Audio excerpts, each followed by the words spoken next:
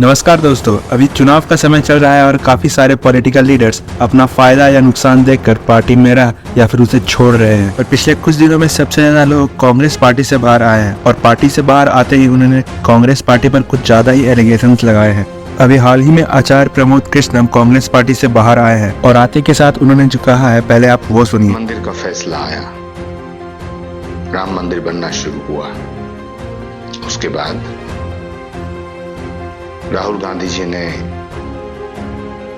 अपने नजदीकी लोगों की एक बैठक में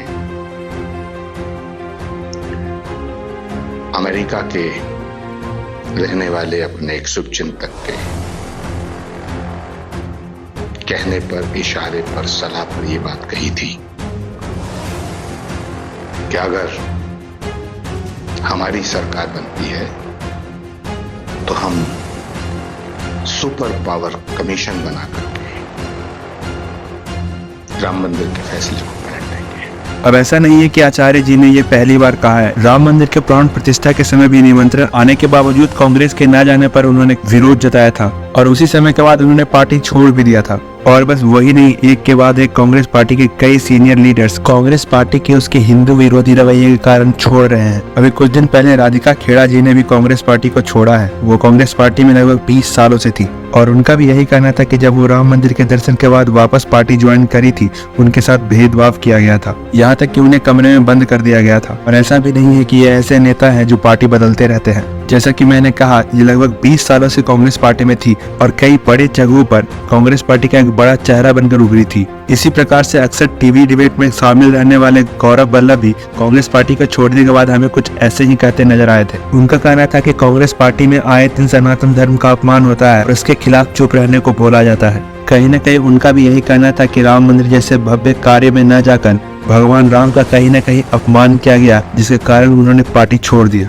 कांग्रेस वल्लभ, राधिका जी और आचार्य जी ये कुछ ऐसे लीडर्स थे जो कि हमें अक्सर टीवी डिबेट में दिखा करते थे। कुछ ऐसे कांग्रेस के सीनियर लीडर्स थे जो कि अक्सर बीजेपी को टीवी डिबेट में हरा दिया या फिर चुप करा दिया करते थे। यहाँ तक कि ये सारे लीडर्स कई सारी सीटों पर कांग्रेस पार्टी को रिप्रेजेंट भी कर चुके हैं। अब इन जैसे भी बड़े लीडर्स सनातन धर्म के बारे में कांग्रेस पार्टी को जो विचारधारा दिखाते हैं, क्या ये सब बस एक पार्टी छोड़ने की राजनीति है? और अगर आचार्य प्रमोद झूठ बोल रहे हैं तो ऐसे सेंसिटिव मामले पर कांग्रेस उन पर कोई कार्रवाई क्यों नहीं कर रही? आखिरकार कांग्रेस भी भारत की इतनी बड़ी पार्टी है। और यह भी सत्य है कि राम मंदिर के प्राण प्रतिष्ठा के बाद कांग्रेस पार्टी के गांधी परिवार से कोई भी ऐसा बड़ा चेहरा मंदिर में पूजा करने अभी तक नहीं गया। ये सारी बातें कहीं न कहीं सत्य है। ऐसा नहीं है कि कांग्रेस पार्टी पर एंटी हिंदू होने की पहली बार एलिगेशंस लगे हैं। कांग्रेस पार्टी पर ऐसे एलिगेशंस पहले भी लगते रहे हैं। अगर हम पिछले कुछ सालों को देख ले तो हमें ऐसे कई सारे एग्जाम्पल्स दिखते हैं जिनसे ये समझ में भी आता है। कई सारे मौकों पर कांग्रेस के कई बड़े नेता खुलेआम ये सारी बातें कहते हुए नजर आए हैं, जिन्हें इतना बड़ा पार्टी होने के बावजूद उन्हें कहने से कहीं न कहीं बचना चाहिए था।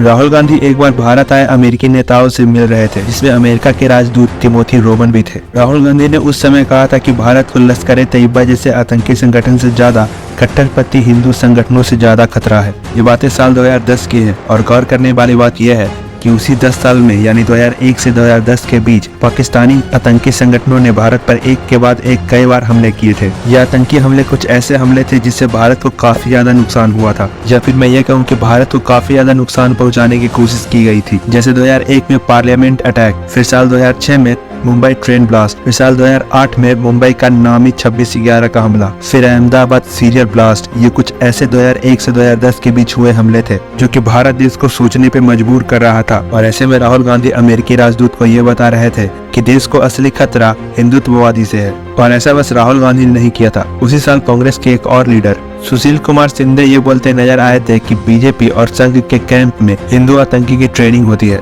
फिर 2008 में हुए मुंबई आतंकी हमले में दिग्विजय सिंह का बयान, वो तो कोई नहीं भूल सकता। जब भारत ने उस हमले का शोक पूरी दुनिया बना रही थी, तब उनका कहना था कि हिंदू टेररिस्ट नहीं हो सकता क्या? देश में लगभग हमले पाकिस्तानी आतंकियों की तरफ से हो रहे हैं, फिर भी हमारे कुछ लीडर्स को असली खतरा हिंदुओं से दिख रहा है। 2008 के हमले में कई लोग मारे गए थे, जिसका आंकड़ा लगभग 250 है, जिसमें कई सारे पुलिस वाले भी थे, सिविलियंस थे। फिर भी हमारे लीडर्स ऐसा कैसे कह सकते हैं? और तो और लालू प्रसाद के रेल मंत्री रहते हुए गोधरा कांड होने के बावजूद ये बोला गया था कि ट्रेन में आग अंदर से लगी थी।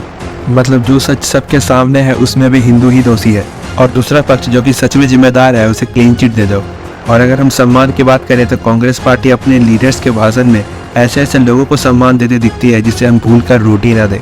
पिछले कुछ सालों में कांग्रेस पार्टी के कुछ ऐसे नेताओं ने ऐसे बयान दिए हैं जिसके कारण आज बीजेपी ये कह रही है कि अगर कांग्रेस पार्टी सत्ता में आ गई तो वो आपसे आपका धन लेकर एक खास माइनॉरिटी को दे देगी। अगर एक पक्ष बार बार और लगातार ऐसे ही बयानबाजी करते रहेगी तो क्लियरली आपके विपक्ष पार्टी तो यही बोलेगी, क्योंकि अभी के टाइम पे बीजेपी जो भी बोल रही है कांग्रेस कहीं न कहीं उससे भाग नहीं सकती है। यहाँ तक कि कांग्रेस पार्टी के नेताओं ने जब जब ऐसा कहा है तो कांग्रेस पार्टी ने यह कहकर अपना पल्ला झाड़ लिया है कि ये उनकी बस व्यक्तिगत सोच है। पर अभी के टाइम पर आप ये सब कहकर अपना पल्ला नहीं झाड़ सकते, क्योंकि अभी की जनता सब कुछ जानती है। सोशल मीडिया पर अभी सब कुछ अवेलेबल है।